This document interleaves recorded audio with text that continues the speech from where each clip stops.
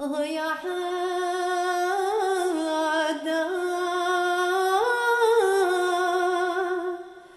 يا حدا.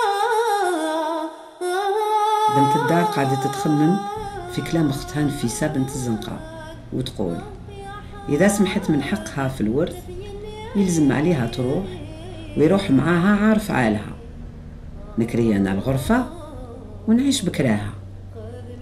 في هذاك الحين الجارة عاودت ولات من السطح، الحشمة على وجهها، في يدها طاسة بتمرة طافية. معليش، قالت لها بنت الدار، مادام النار ما بغاتش تاخد في الكانون ديالك خلي نعطيك من الطاجين اللي طيبت. في الحين نادت نفيسة، خدات الطبسي ومداتو لاختها. اختها تسقي وتشوف في نفيسة باش تفكرها فيما وعدت، تسمح في حقها إذا بنت الدار قسمت الطاجين مع الجارة المسكينة. يعطيكم الصحة، قالت الجارة، ما عندي غير انتوما وربي. وراحت فرحانة. بنت الدار قالت لاختها: راني وفيت، بقيتي انتي توفي بعهدك، غدوة نتكاتبوا عند القاضي. نفيسة بنت الزنقة هزت راسها باش تقول راهي راضية. وغدوة من داك الصبح بكري بنت الدار راحت تنوض في اختها نفيسة. بعد ما تبطبط في الباب مدة لغات للجيران باش يحلوا الباب، وجاو من القصبة كاملة. وكي حلوه لقاو في الغرفة قبر، ومن داك القبر يخرج الماء، والريحة ديال المسك عمرت البيت. لكن نفيسة ما لقاوهاش.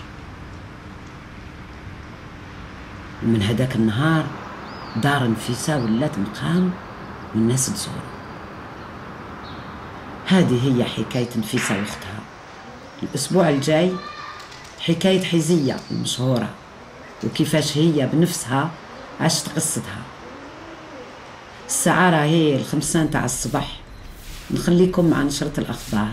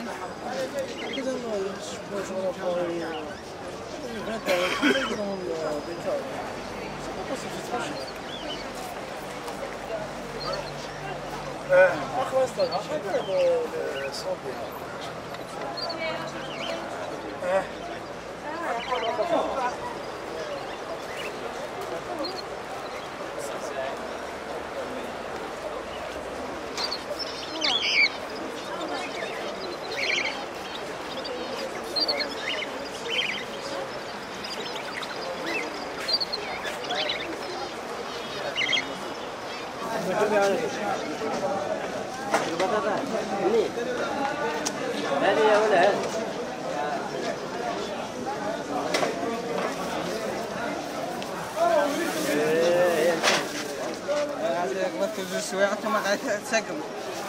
لا عارف خلع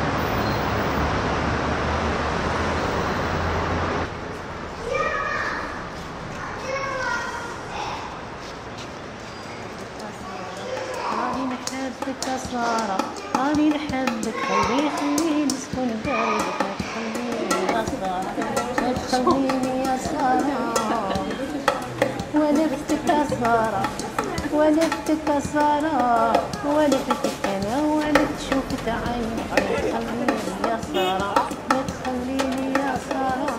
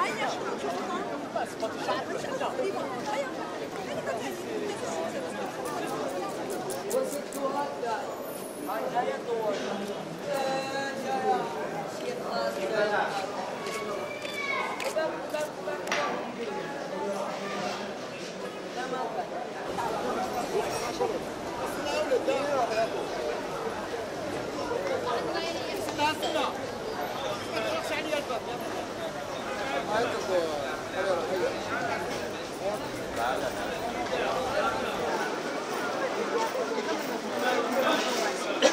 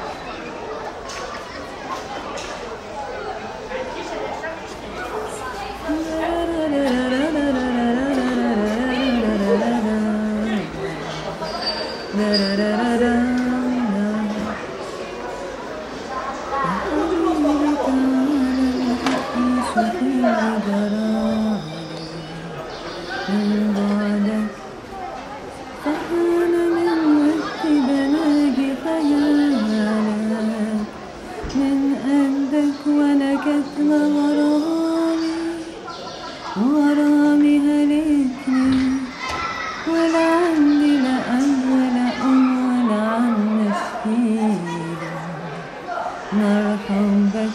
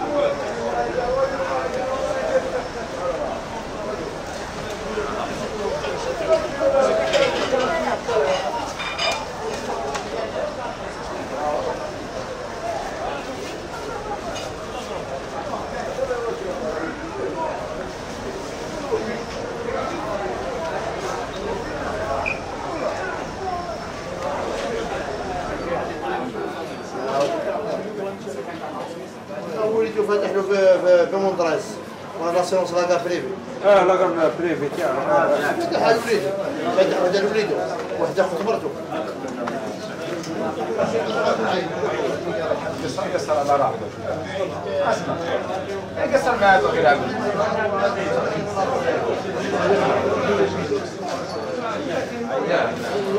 Des mauvais souvenirs.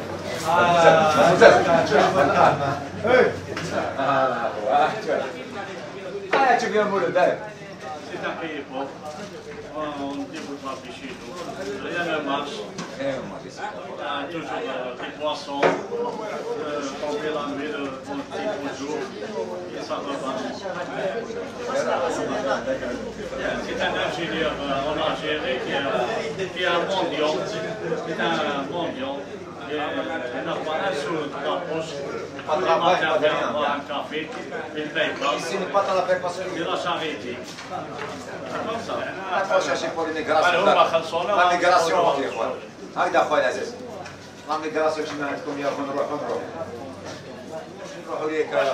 نديبلومي ما عندنا والو.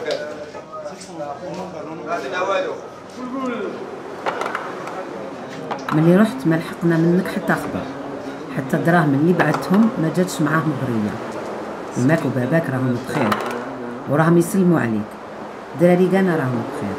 رشيد راهو يخدم مع عمو في المارشي. فاطمه تعلمت تمشي وتقول بابا. توحشوك بزاف بزاف. Chère Tata Marianne, aujourd'hui lundi 14, j'ai passé mon examen pour ma première communion. J'ai été reçue. Je fais ma première communion le 31 mai. Alger, Je voudrais 21 bien décembre pouvoir te 1917. voir et t'embrasser. Ma chère cousine, je t'envoie quelques mots de la grande ville d'Afrique du Nord. C'est un vrai petit Paris et je crois bien que mon oncle Baudry trouverait un grand changement s'il revenait à Alger. Mon père, ma mère et Louise vont à Séville. Ton cousin qui t'embrasse, Lucien. 20 janvier. Chers et bons parents, nous sommes arrivés à bon port après une traversée passable. Nous avons eu un soleil et une température d'un mois de juin, mais aujourd'hui il fait froid.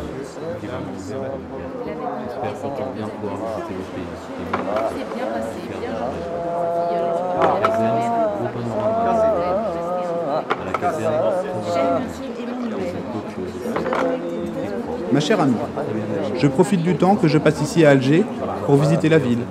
Le matin, la chaleur est encore rare et c'est agréable de se laisser aller aux hauteurs de Mustapha pour dominer la mer. La vue de la Casbah, la ville arabe, me laisse rêveur. Alger, le le 17 janvier 1909. On m'envoie votre carte de bougie. Elle m'apporte sans doute vos excellents souhaits de bonne année, que je vous retourne également. Moi, je ne peux pas vous envoyer le beau soleil dont je n'ai cessé de jouir depuis un mois. Le 24 octobre 1923. Ma chère Yvonne, je t'écris ma carte du bureau.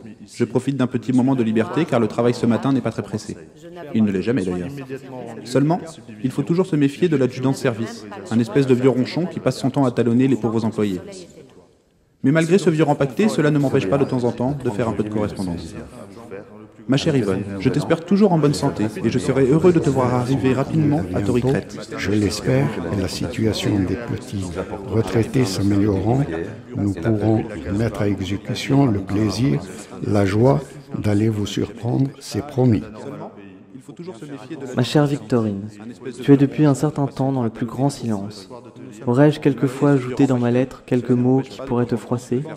Ou si c'est de la négligence, car depuis longtemps, j'attends de tes nouvelles, et j'attends toujours. Je te prie donc de me rendre réponse à cette cause que j'ignore, car je suis dans l'inquiétude. Mon cher ami, nous avons eu en ville quelques sauterelles. Les enfants s'en amusent, mais dans l'intérieur, c'est plus grave. Il y a des dégâts. On réquisitionne des indigènes pour combattre ces volatiles là où ils s'abattent. Respectueux hommage à Marthe de Bègue, bon souvenir et amitié de tes vieux camarades, Pauline Grasset. Je vais un peu plus loin que ces deux jeunes filles, et j'estime que n'ont réellement profité de la vie que ceux qui ont une instruction au-dessus de la moyenne et qui ont voyagé. Je vais ainsi souvent faire une tournée à Alger, qui est une ville assez belle et que je ne regrette pas, jusqu'à présent, de pouvoir visiter. Ça n'est rien mal du tout, et tu sais, cher ami, les petites poulettes n'y sont pas mal non plus, loin de là. Le plus misérable des morts surpasse le plus grand comédien d'Europe, dans l'art de se draper dans son capot et de prendre une attitude pleine de naturel, de grâce et de dignité, qu'il marche ou se tienne debout. À cause du soleil, je me suis débarrassé de ma barbe de prophète et de ma perruque. Mais, comme mes filles me préfèrent avec, je me suis fait photographier avant de sacrifier ma chevelure sur l'autel d'un barbier algérois. Amitié à tous. Ton Old mort, Karl Marx. Quand il n'y avait plus de bulle, le malade était guéri de son insolation. Cher copain, quelques mots pour te donner de mes nouvelles. On est pas mal nourris, et tu sais, le patelin est charmant. Et aussi des petites mourettes. Elle dansa comme toutes les Oulenaï, avec ses bras et ses mains.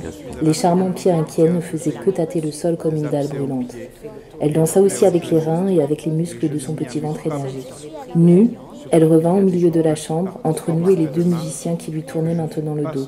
Mais comme elle était nue, elle cessa de rire et nous reprit son regard qui ne daigna plus désormais rencontrer les nôtres.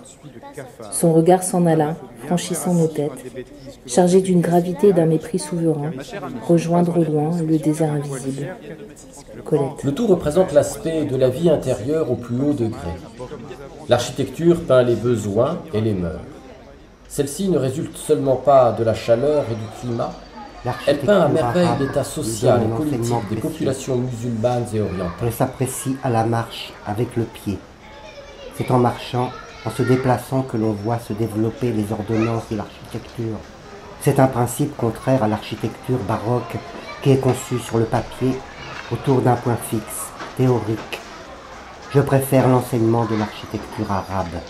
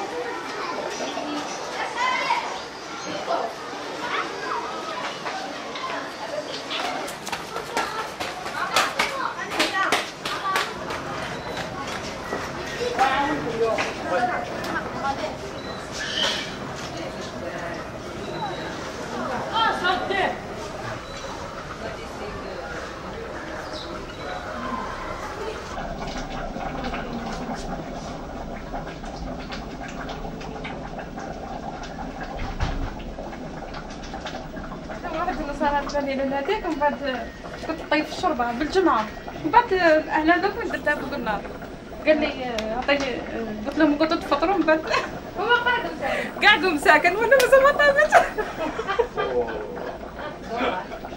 أنا لا نيتهم بني ما يقعدوش وما قعدوا حتى طابت إيه لا ما قعدوش راحوا إيه راح نحن عليهم لا نحن فطرنا إيه بصحتكم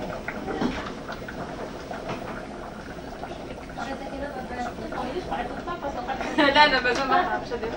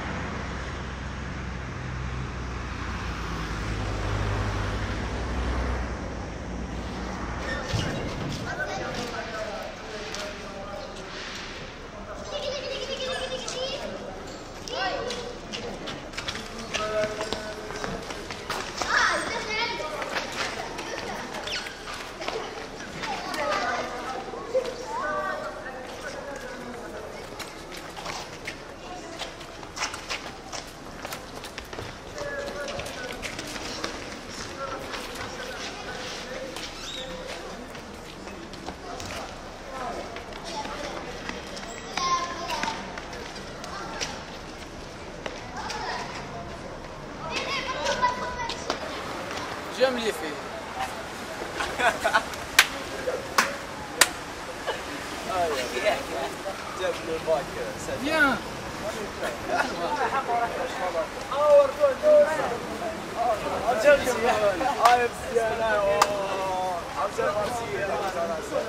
هاي مرسيدس هاي فيها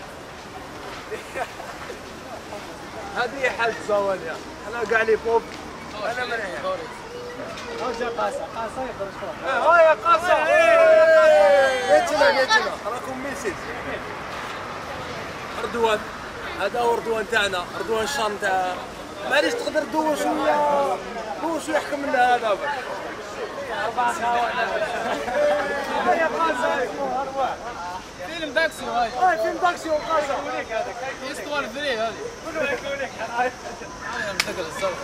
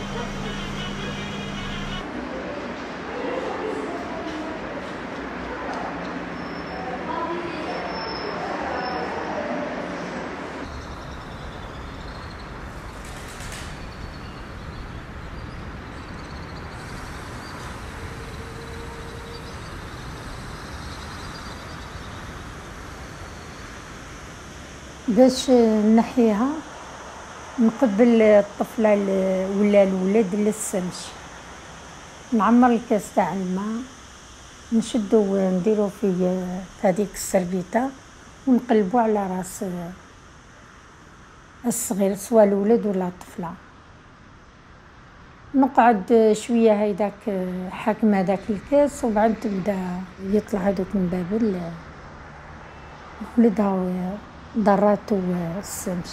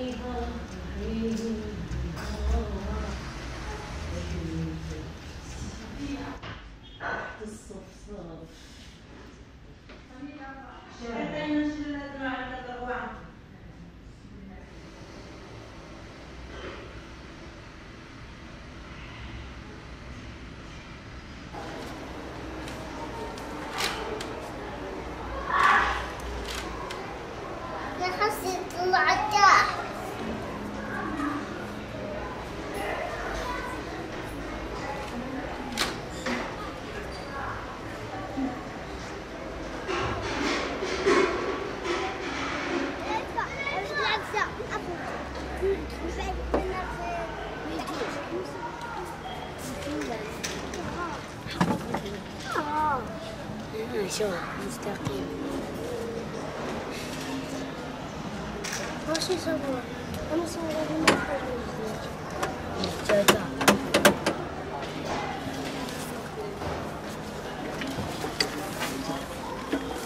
لبس نقول هيك، لبس هذيا حميتها. حمزتها هاي طيب وريه واقف تاع امبيكات ليش ما يعلق تشتيت تاع امبيكات هذه امبيتروا ولا امبيكات امبيبرو ضربوا كل شيء مع الحب امبيبرو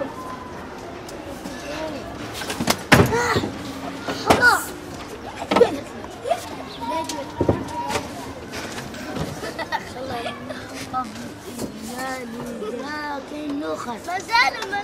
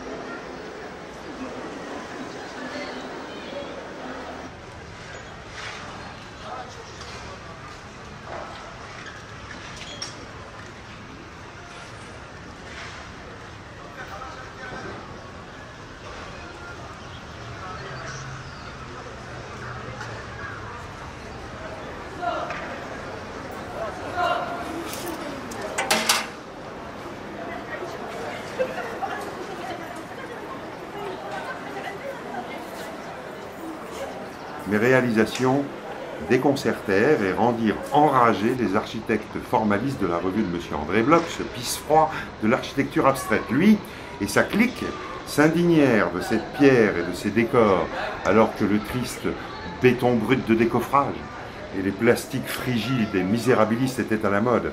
Je me moquais bien de ces critiques perverties. Je n'ai jamais suivi les conseils des modélistes.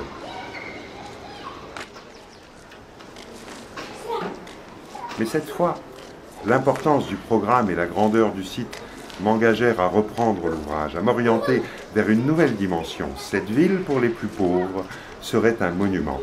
40 000 âmes allaient pendant des lustres contempler mon œuvre. Jusque-là, on n'avait offert aux musulmans que du bidonville perfectionné ou des cités de recasement. Aux yeux du gouvernement général et des pieds noirs, le musulman n'était qu'un indigène, avec ce que le terme a longtemps comporté de péjoratif et d'humiliant.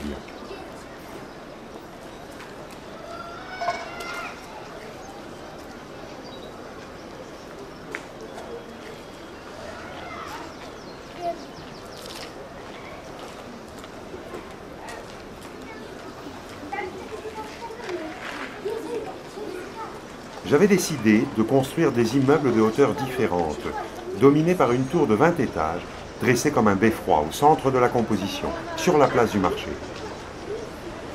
Une seule route de circulation traversait la cité sur le grand axe du terrain, large chaussée au dessin souple, qui permettait de prolonger la composition et de la relier à la future voie des crêtes prévue par les ponts et chaussées. Sur tout son parcours, elle distribuait des places de dimensions et de caractères variés, véritables jardins suspendus ornés de dallages multicolores, de fontaines, de gazons, de mails, plantés de grands palmiers, de pins, de cyprès, d'essences locales diverses. Cet ensemble gravé aujourd'hui sur les billets de 100 dinars demeurera une preuve de la vitalité algérienne. Ce fut une lutte de 400 jours et de 400 nuits. De rien, nous fîmes une ville de 5000 habitants, avec ses arbres, ses égouts, ses fondations et ses murs blancs décorés de bois et de céramique. Tout est encore debout dans la Casbah, tous les éléments d'une architecture infiniment sensible aux besoins et au goût de l'homme. La ville européenne peut en tirer un enseignement décisif. Non pas qu'il s'agisse d'annoncer un glossaire d'ornements arabes, mais bien de discerner l'essence même d'une architecture et d'un urbanisme. Il sera possible de reconstituer non pas le style arabe des anciennes résidences des coteaux de Mustapha, mais le confort arabe, c'est-à-dire la fraîcheur et l'abri et la vue à volonté et les contrastes si prodigieusement architecturaux des volumes vastes et petits, des hauteurs de 2,20 m et 4,50 m.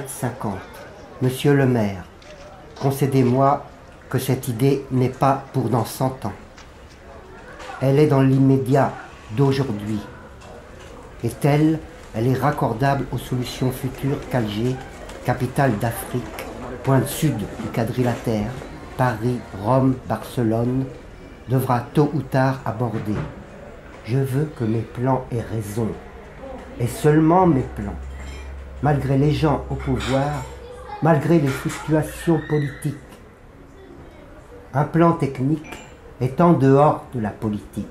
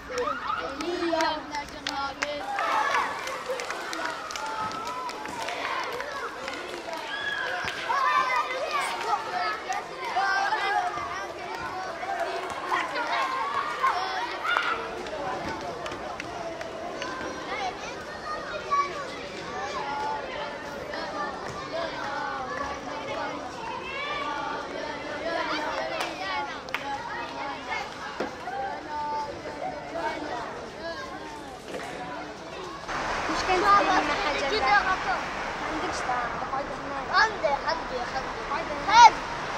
عندي ما عندكش. اروح هناك. ارواح.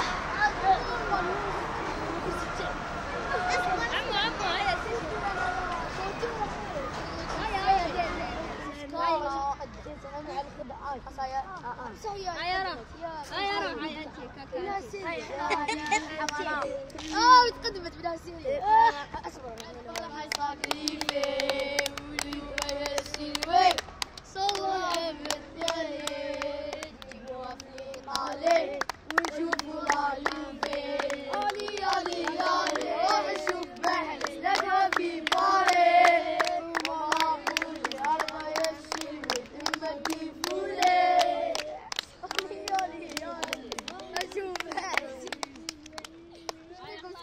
كنتو هاي قلق أربعة راح يتصور. حبس قعد هكا قعد قادرية.